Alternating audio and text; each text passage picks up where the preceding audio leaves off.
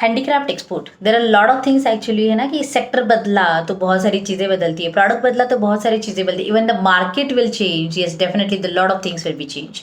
So right now I am talking about the handicraft export. क्योंकि अगर सच में आपको हैंडीक्राफ्ट एक्सपोर्ट में आना हो तो there are multiple things actually you need to take care in the mind. जैसे अभी मेरा सेशन हुआ मेरे स्टूडेंट के साथ, जो भी मेरे प्लैटिनम मेंबरशिप के स्टूडेंट्स है, so we are like discussing lot of varieties, product, sectors and ऐसे बहुत सारी बातें. बिकॉज जैसे अभी मेरी हैंडीक्राफ्ट की सीरीज चल रही है and I am guiding to my students like marble हो, पॉटरी हो, वुडन हैंडीक्राफ्ट्स हो, या फिर क्ले का हो, ब्रांस का हो, लाइक ब्लॉक प्रिंटिंग हो. So there are lot of things like how we can enter in that market and what the things need to be take care. So I just want to share with you one case study जो recently अभी मुझे पता चली. Like बहुत सारे ना कि जैसे एक्सप्लोर हम करते हैं, बहुत सारे लोगों से मिलते हैं, तो there are lot of things actually we are learning. Indirectly हमें पता भी नहीं चलता कि हम कितनी बातें सीख रहे हैं जो शायद सच में हमें काम में आगे आ सकती है. लेकिन इसीलिए आपको डिस्कशंस पे रहना पड़ेगा, अपडेशंस पे रहना पड़ेगा एंड लाइक माइंडेड लोगों के साथ रहना पड़ेगा. So yes, just learn that case study and you will also know like to enter in the handicraft business what need to be take care क्या करने की जरूरत है. तो जैसे मैं हमेशा मेरे स्टूडेंट को बताती हूँ ना कि product, yes you need to understand the product very well, do the like ground study, deeper जाओ उसमें, मास्टरी करो, लेकिन प्रोडक्ट के बारे में इन एंड आउट आपको पता होना चाहिए. This is the one part you need to like focus in the business. जब भी आप कोई भी बिजनेस चालू करने के लिए जाओगे, वेदर इट इज ग्लोबल और लोकल, कोई भी हो, लेकिन प्रोडक्ट की मास्टरी बहुत इंपॉर्टेंट है. जो भी आपको बेचना है वो आपको पूरी तरीके से पता होना चाहिए, at least to convince to the customer, इतना तो आपको पता होना चाहिए. So this is one part. The second is about the market. So product जैसे हमें बहुत कुछ पता होना चाहिए ताकि हम कन्विंस कर सके, वैसे जिसको कन्विंस करना है वो जिस मार्केट में बैठा है आपको उस मार्केट के बारे में भी पता होना चाहिए. So this is the second part.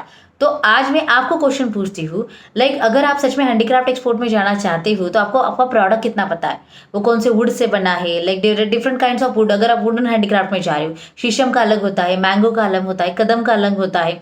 So there are like variety of things.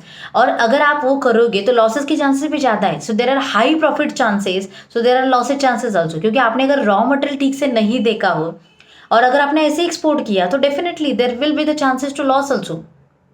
और इसीलिए आपको प्रोडक्ट की मास्टरी इंपॉर्टेंट है. सेम थिंग अगर मैं कहूँ कि मार्केट के बारे में, सो यस, जब भी अभी जो भी मेरी सीरीज चल रही है and I visiting lot of people actually, so उन्होंने एक अपनी केस स्टडी बताई थी कि वो उनका market USA actually, and they are like in the variety of products they are developing like the USA market, और वो यूएसए को एक्सपोर्ट करते हैं. सो स्पेशली उनके जो वुडन हैंडीक्राफ्ट्स के प्रोडक्ट्स है उनके बारे में उन्होंने मुझे एक स्टोरी बताई, and that is yes might be interesting to you all also. So उन्होंने कहा कि चलो वुडन हैंडीक्राफ्ट्स के खिलौने जो होते हैं, टॉयज जो होते हैं, that is mostly demanded in the USA market. And do you know why? कि हम बोलते हैं ओके वो बड़ा मार्केट है, वो लेता है इसीलिए वहाँ पे जाता होगा, लोग पसंद करते हैं इसीलिए जाता होगा. Yes might be there are reasons also, but still there is one reason also behind that. So they told me that कि मैम आपको पता है कि वहाँ पे जब भी कोई मतलब बर्थ होता है, सो बेबी जब भी मतलब बर्थ होता है, किसी भी चाइल्ड का बर्थ होता है किसी भी घर में, तो यहाँ पे हमारे यहाँ पे भी ट्रेडिशन होती है ना कि जब भी हम देखने के लिए जाते हैं तो कोई तो खिलौना देते हैं, टॉयज लेके जाते हैं या गिफ्ट लेके जाते हैं. So same thing in that their culture also, they are gifting to like that baby. तो जब भी मतलब वो जन्म होता है तो उसको बेबी को गिफ्ट दिया जाता है, जैसे क्रिसमस को भी गिफ्ट दिया जाता है उनके यहाँ पे. तो वो जो गिफ्टिंग जो करते हैं उनके यहाँ पे एक ट्रेडिशन है कि जो भी गिफ्ट दिया जाता है उस बेबी को, बच्चे को, तो वो मतलब लाइफ टाइम तक रहना चाहिए, उसने वो लाइफ टाइम तक याद रखना चाहिए, और वो मतलब खिलौना भी जो भी हुए वो भी लाइफ टाइम तक रहना चाहिए. सो अभी समझ के चलो, जब भी हम जैसे प्लास्टिक के खिलौने देते हैं या फिर आदत देते हैं तो 2 दिन के बाद, 2 सालों के बाद क्या रहेंगे, कहाँ पे जाएंगे, पता भी नहीं चलता. So why they are preferring for the wooden toys only?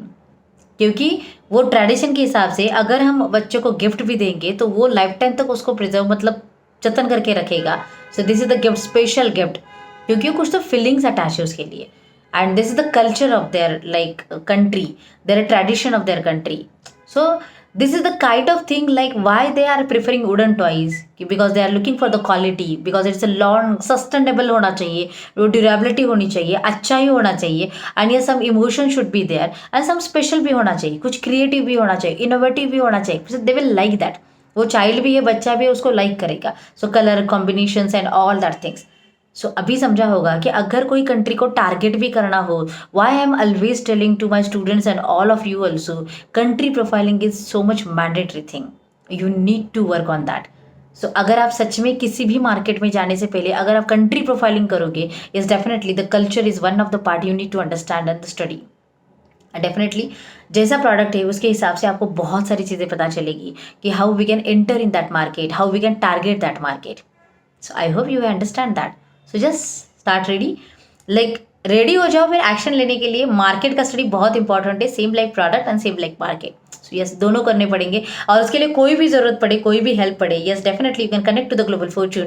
We are always there to help you. Comment in the comment box like how like you want to go ahead, what are the problems you are facing in the export import business, and what video you want to listen from me.